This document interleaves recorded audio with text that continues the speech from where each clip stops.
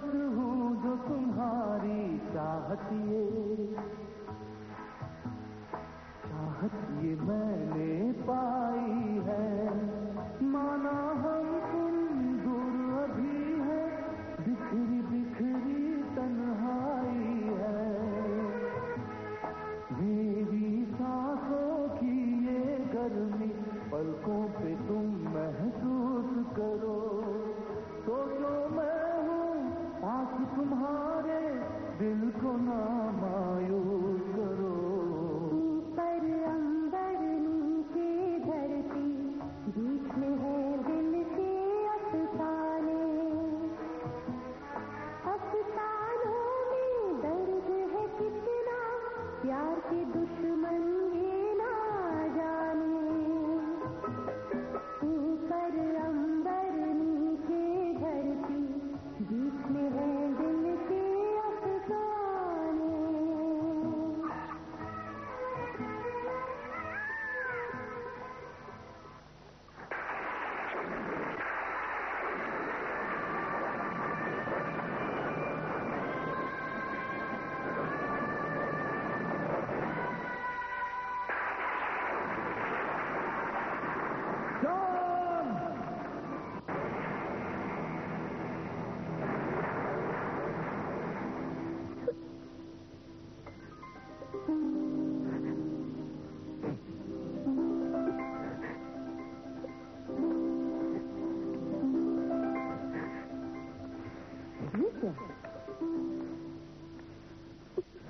राजकुमारी,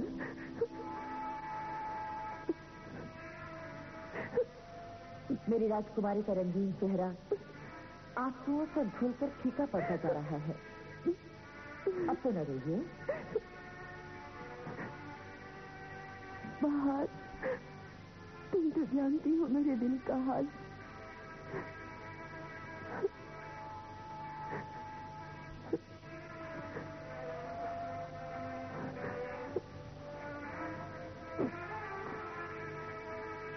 कुंवर से 1 बरस की जुदाई कैसे बर्दाश्त की है मैंने। राजकुमारी,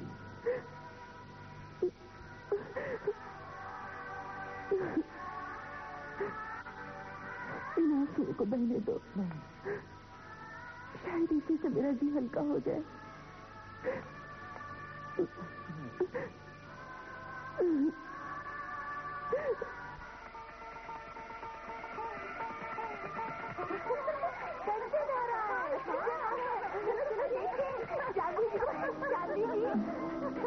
जानी जी कंचन आ रहा है। कंचन आ रहा है। चलिए ना। मुझे विश्वास था मुझे कि कंचन जरूर सरहद पार करने में कामयाब होगा और नौगढ़ से राजकुमार वीरेंद्र सिंह का पैगाम हमारी राजकुमारी के नाम लाएगा। वो देखो, वो आ गया। कंचन आ गया। देखो मेरा कंचन आ गया।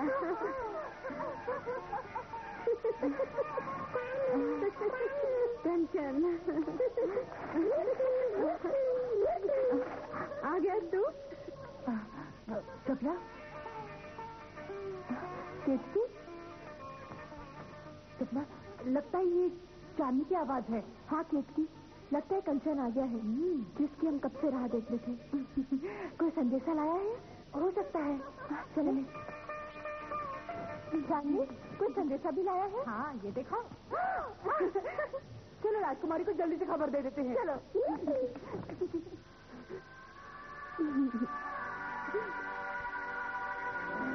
राजकुमारी को राजकुमार का खत चाहिए। हाँ, और ये कंचन ही तो है जो ये पैगाम लाता है। राजकुमारी को थोड़ा सा चिढ़ते हैं।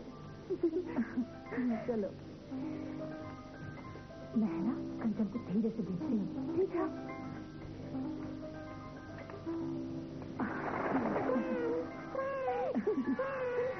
लीजिए राजकुमारी, आपकी आंखों का तारा कंचन आ गया और पैगाम भी ले आया है राजकुमार का।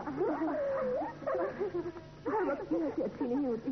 लो, क्या दे राजकुमारी, कंचन या पैगाम? लो।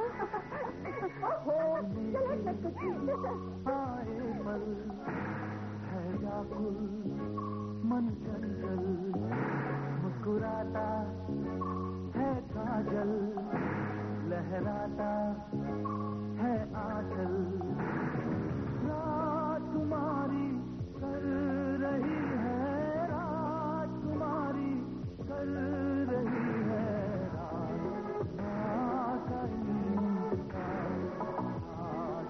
मेरी जान, अपनी जिंदगी से मुलाकात हुए 1 साल नहीं 1 सदी बीत गई है और हम गुजरे हुए वक्त के साथ हर पल मर मर के जीते रहे हैं। लेकिन अब ये बेजान जिस्म जिंदगी के दीदार के बिना नहीं रह सकता, नहीं रह सकता। मैं आज ही सूरज ढलने के बाद अपनी जिंदगी को अपने गले लगाने ऋतुराज वाटिका में पहुंच रहा हूं। आप जरूर आइए। ओह कुंवर, मैं आऊंगी, मैं जरूर आऊंगी।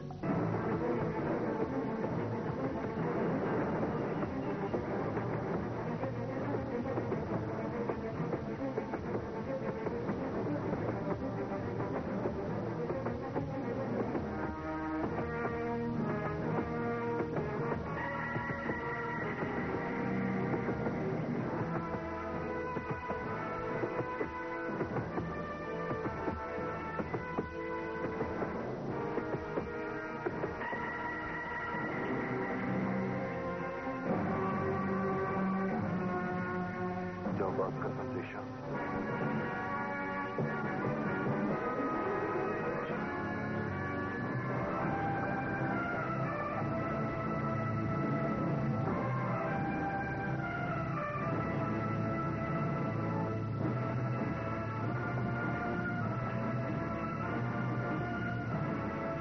महाराज की जय हो। आपके हुक्म के मुताबिक मैं हाजिर हूं। तेज सिंह, हमें तुम्हारी फर्माबरदारी और अय्यारी पर नाज है। तुम नौगढ़ के रत्नों में से एक हो। ये आपकी जरा नवाजी है महाराज। हमें फख्र है कि जो भी काम तुम्हें सौंपा गया तुमने उसे बखूबी पूरा किया। धन्यवाद महाराज। लेकिन आज हम तुम्हें एक खास जिम्मेदारी सौंप रहे हैं। राजकुमार बिना बताए विजयगढ़ चले गए अकेले। हम चाहते हैं कि तुम उनके पीछे जाओ और हिफाजत से उन्हें वापस ले आओ। ये तो बहुत मामूली काम है महाराज, समझ लीजिए कि हो गया। लेकिन इसमें एक पेच है।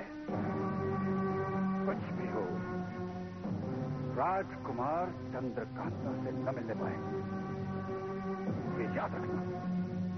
लेकिन मेरे पहुंचने से पहले अगर... मुझे इस वक्त कोई अगर मगर नहीं चाहिए। मुझे इस वक्त सिर्फ तुम्हारी बेमिसाल तैयारी की जरूरत है। जो आ गया महाराज।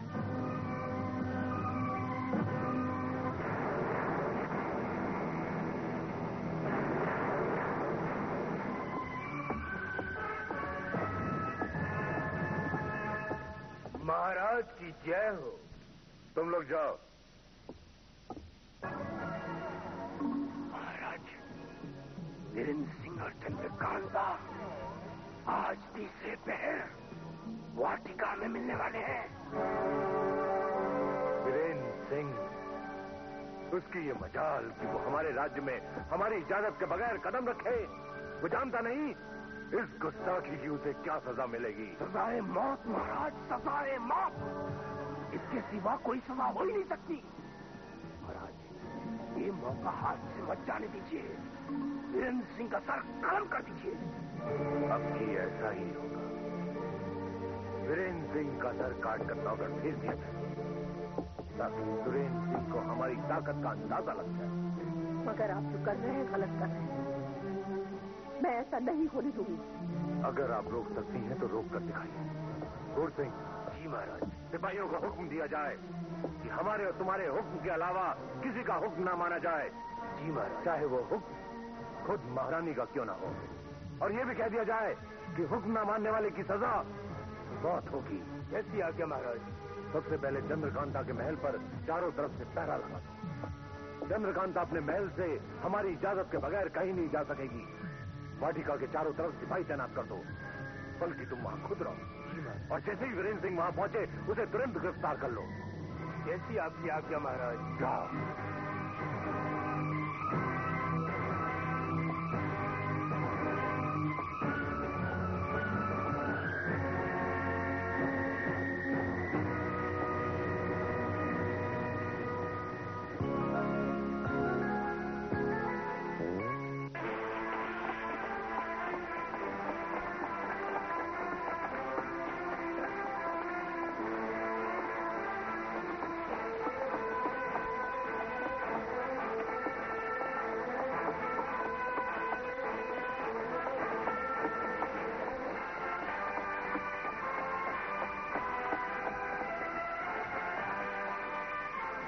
राजकुमारी, जाने का वक्त हो गया है, हमें जाना चाहिए। बाहर उसी सहारा दे, मेरा दिल बहुत जोर से धड़क रहा है। सुनो तो जरा, बहुत जोर से धड़क रहा है।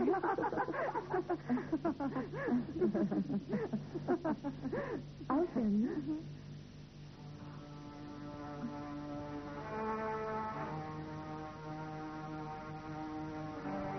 आखिर वो घड़ी आ ही गई जिसका मुझे इंतजार था। राजकुमारी, राजकुमारी, आपको ऋतुराज वाटिका जाने की इजाजत नहीं मिली है। ये महाराज का हुक्म है। मैं खुद अपने कानों से सुनकर आ रही हूँ। मैं ऋतुराज वाटिका जाऊंगी।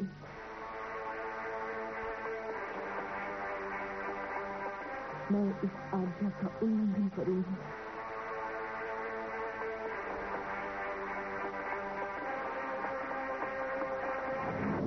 हो गई, तीसरा पैर भी बीत गया, मगर वीरेंद्र सिंह नहीं आया। लगता है हमारे सिपाहियों का घेरा देखकर डर गया। अब वो नहीं आएगा डरपोक। लेकिन एक बात गौर करने लायक है। वो क्या? कहीं वीरेंद्र सिंह को इस चाल का और इस चाल में छुपे जाल का पता चल गया तो? चंद्रकांता, कितनी आस और उम्मीद से आज के दिन का इंतजार था। लोगों ने वही सुना जो मैंने सुना। जी हाँ, सुना। वीरेंद्र सिंह की आवाज इस वक्त वाटिका में हमारे रहते। लगता है वो आन पहुंचा है। और चंद्रकांता, वो कैसे आ सकती है? वो तो महल में कैद है। मेरी प्यारे कुंवर, आपके लिए सिपाहियों के कड़े पहरे तोड़ कर आई हूँ। सिर्फ आप। लगता है वो भी आ पहुंची है और आपके सामने दोनों की मुलाकात भी हो रही है। लेकिन इतने कड़े पहरे के बावजूद वो दोनों पहुंचे कैसे? चंद्रकांता, ये आज का तीसरा पहर हमारी जिंदगी का सबसे अहम पहर था, मगर क्या करें, दुश्मनों की वजह से देर हो गई। एक पहर तो क्या राजकुमार, आपकी चंद्रकांता के 7 महीने तक आपके लिए इंतजार कर सकती है। हुजूर, गिरफ्तार कर ले राजकुमार को। अभी नहीं, अभी नहीं। ये काम हम छुप कर करेंगे। मैंने कहा था ना, पूरी चौकसी और होशियारी से बिना आवाज किए घेरा बनाओ। सिपाही, सिपाही, सिपाही।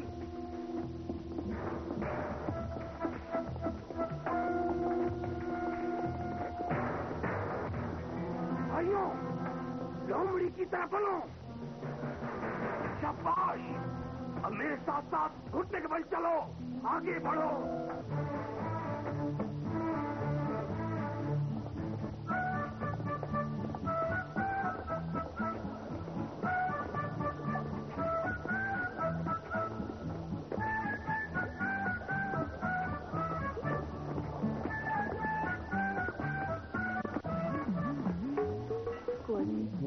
आप जल्दी लौट जाइए, वरना वो क्रूर सिंह महाराज को लेकर ना आ पहुंचे। आप मुझे नहीं, आप मुझे हैं। चंद्रकांता, तुमने इस मिलन की घड़ी में किस मनहूस का नाम ले लिया? देखो, चांद को ग्रहण लग गया, फूल मुरझा गए, परिंदे रो रहे हैं जैसे उनके माँ बाप मर गए। क्या करूं? मौत तो उसे आनी चाहिए जो हमारी मोहब्बत का दुश्मन बना हुआ है। मुझे तो उसकी शक्ल से नफरत है। ऐसी सूरत है उसकी जैसे भिखारी की फटी हुई जूती। फटी जूती। बाल तो ऐसे हैं जैसे किसी ने सर पर उल्टी झाड़ू रख दी हो। झाड़ू? उसके मुकाबले में आपका चेहरा कितना सुंदर है, जैसे सुबह का निकलता हुआ सूरज। अभी डूब जाएगा, फिर जंजीरों में जकड़कर महाराजा के दरबार में ले जाऊंगा। सिपाहियों! अरे अरे मर गया, अरे मर गया, बचाओ बचाओ, मर गया, बचाओ बचाओ। वो मारा शिकार। नहीं मारा सरकार, ये तो आमिर है, अपना अय्यार। आमिर तो वीरेंद्र सिंह का है।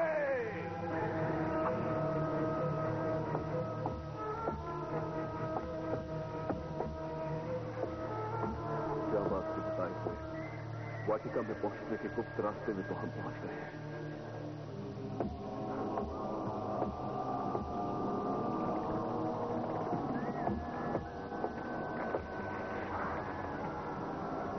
मगर ये रास्ता तो खत्म हो रहा है। तीसरा पहर बीत चुका है। हमारे और चंद्रकांता के मिलन का दीप्या वो हमारे वियोग में पागल हो गई होगी। वो पुतला भी दिखाई नहीं दे रहा जिसके हाथों से फूल उठाते ही सुरंग का गुप्त द्वार खुल जाएगा। अरे कहीं ये वही पुतला तो नहीं?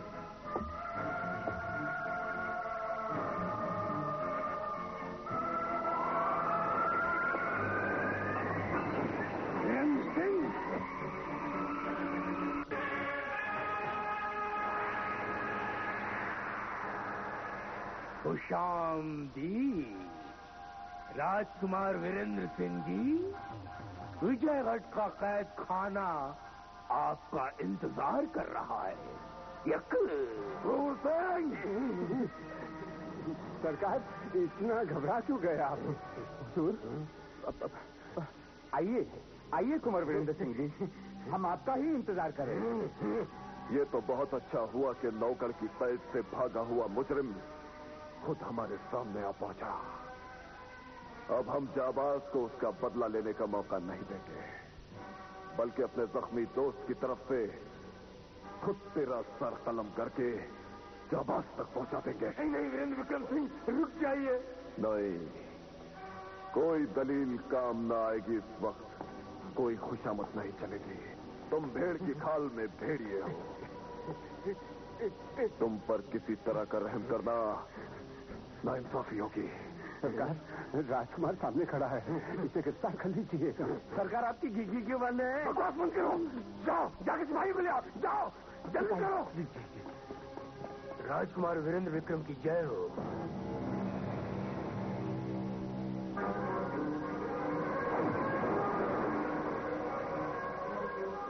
गुस्ताखी के लिए माफी चाहता हूँ राजकुमार।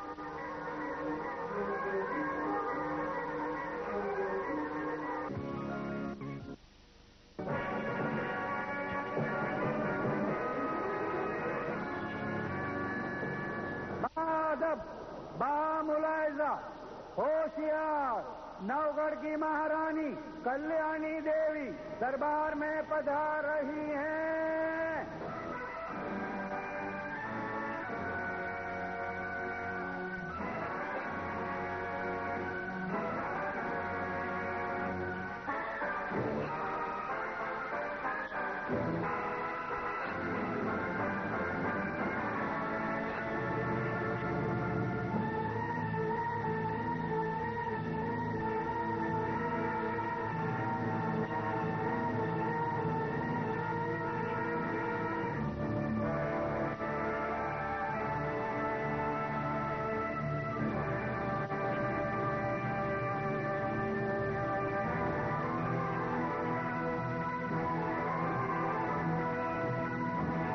नवगढ़ महाराज की जय हो।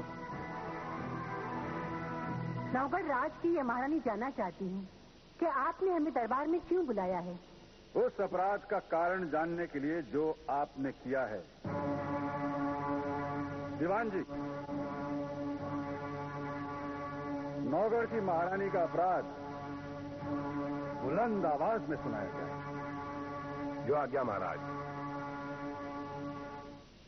नौगढ़ राज की महारानी कल्याणी देवी को महाराज ने हुक्म दिया था कि वो राजकुमार वीरेंद्र सिंह को विजय तिलक करके सुमेधा में बागियों की हरकतों को रोकने के लिए विदा करें। लेकिन महारानी ने राजकुमार को सुमेधा में भेजकर विजयगढ़ भेज दिया ताकि वो वहां अपनी प्रेमिका चंद्रकांता से मिल सकें। नौगढ़ राज के हितों और कर्तव्यों को नजरअंदाज करके महारानी ने एक महारानी न होने के बजाय कमजोर मां होने का अपराध किया है। हम पर लगाए गए इल्जामों का हम जवाब देंगे। धैर्य महारानी, आपको हुक्म दिया जाता है कि दरबार में आप अपराधियों की तरह खड़ी रहें।